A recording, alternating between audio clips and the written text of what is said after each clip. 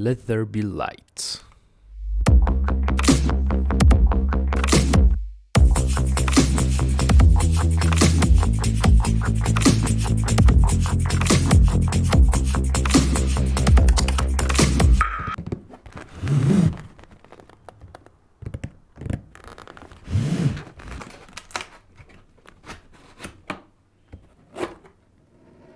Wait a second. I didn't say the catchphrase. What's up, everybody? This is HSM, and welcome to the very first episode of the HSM Reviews.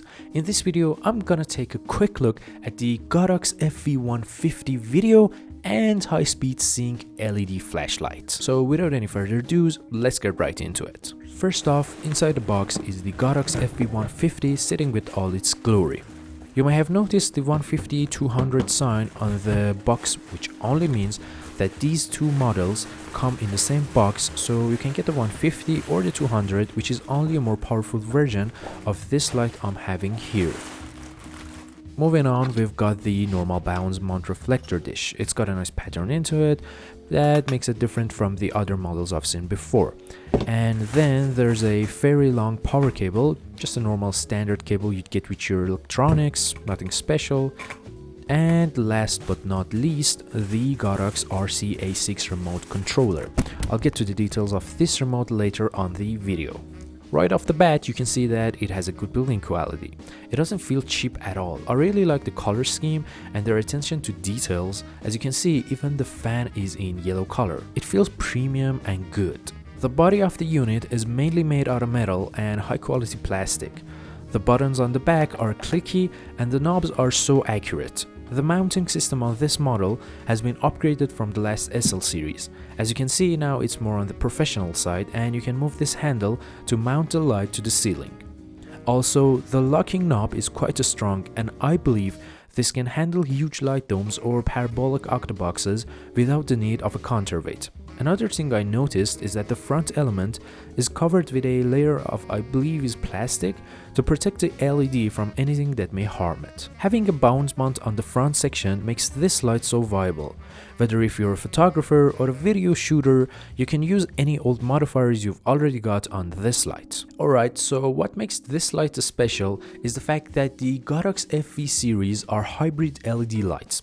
It means that this unit is usable as a continuous video light as well as a high-speed sync flash for photography. Since my field of expertise is mainly videography, let's check that section out first. As it is mentioned in the Godox website, this light has a CRI of 96 and a TLCI of 97. The brightness of the FV150 at 100% power from 1 meter distance is about 58,000 lux. Aside from the technical numbers, this light is a very bright light, mostly for indoor and studio usage. Its color temperature is fixed at daylight balance, which is 5600 K, and unlike its predecessors, the light brightness range can be dimmed from 100 all the way down to 1%. And then 0, which is a very good option if you ask me. Another thing worth mentioning is that the power change is linear, meaning that 100% is twice as bright as 50 and 20 is twice as bright as 10, and so on and so forth. Now let's take a look at the back panel functionality. As you can see, we've got 2 pressable knobs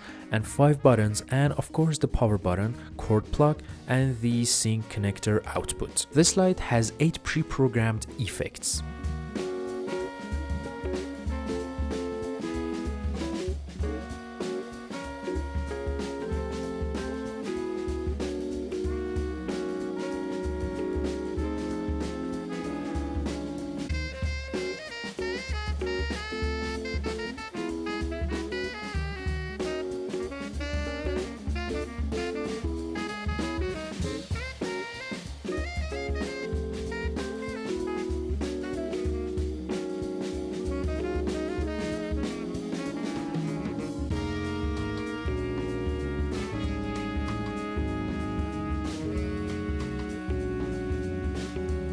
The knob on the right controls the power of the light, and the knob on the left controls the effects and the power of the modeling light when you're in flash photography mode. And this button controls your group and channel settings to match with your remote control or your wireless transmitter for flash photography. This is the menu button and of course the test button for the flash photography functions. Now regarding the flashlight aspects of the FE150, I must say that this light is not as bright as the general speed light or flash strobes that you can get, but the flash mode on full power is 3 times more powerful than the video light at 100% power. So it gives you a better experience for still photography. Since the Godox Wireless X system is already built into the device, you can get advantage of any Godox wireless transmitter out there on the market, like this X1T I'm having here, to sync your camera with the LED flashlight. On the flash mode, this light supports high-speed shooting up to 1/8000th of a second, but does not support TTL, and you can change the flash power from full all the way down to 1/16. All in all, I must say after using this light for about 2 months now, I'm totally pleased with my purchase and I totally recommend it to you. And to wrap things up, let's check out the pros and cons list. Starting with the pros, first, it's cheap. I mean, the cheapest light source that brings you this amount of convenience and quality is for sure the Godox FE150. 2, it's 2 devices in 1. I mean, it's 2021 and I don't know any photographers who are not shooting a little bit of a video and a photographer who doesn't like to explore the world of photography. So if you're in any of the mentioned categories, this light is suitable for you. 3, it's quiet. Compared to the older versions of the Godox video lights, this light is very quiet and it won't bother your video recording sessions. 4, it's a solid device. I really like the building quality and I think this thing has been made to last. I'll tell you if I change my mind though. 5, the remote controller is very useful for when you're filming yourself or your light setups is out of reach. You can turn your light on or off or change the power level. First item on my cons list for this product is that although it can be served for photography, it cannot do everything that a traditional capacitor flash could do for you. You can't freeze motions with it, and as I said, it's not as powerful. So bear that in mind if you're heavily relying on the flash functionality of the FE150. Number 2, it's huge. I know that it's smaller than the SL series or even Aperture 120D Mark II, though I haven't seen that in real life yet. But I assume that if not the same size, it's not bigger than those. But still, it's quite large for my space. So if you're running a home studio like me, you should pay attention to the size of the modifier you're getting for your 150, because it may not fit in your space. Also, moving this light around is not an easy task because it's heavy and it does not come with a bag or a box to move it around. That's why I'm telling you that this light is good for studio and indoor usage mainly. 3. Remember that I mentioned the remote controller is very good? Well, it's not that good. There are 2 drawbacks on this issue.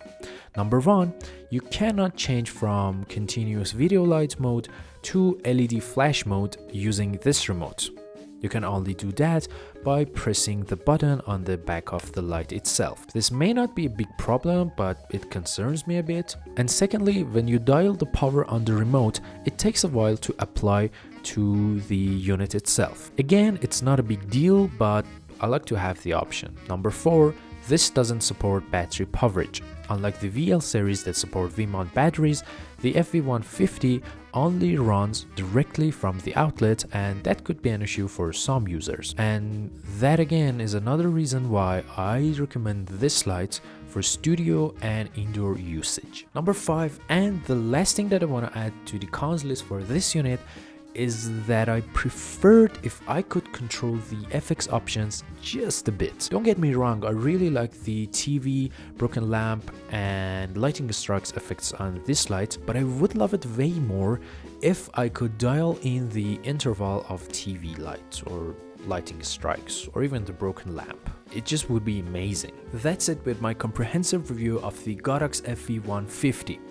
I hope this information was useful to you, and I'll be doing a side-by-side comparison with the Godox SL200. So Don't forget to press the subscribe button and ring that bell to get notified whenever it gets out of the oven. Thanks for watching this video, and I'll see you in the next one.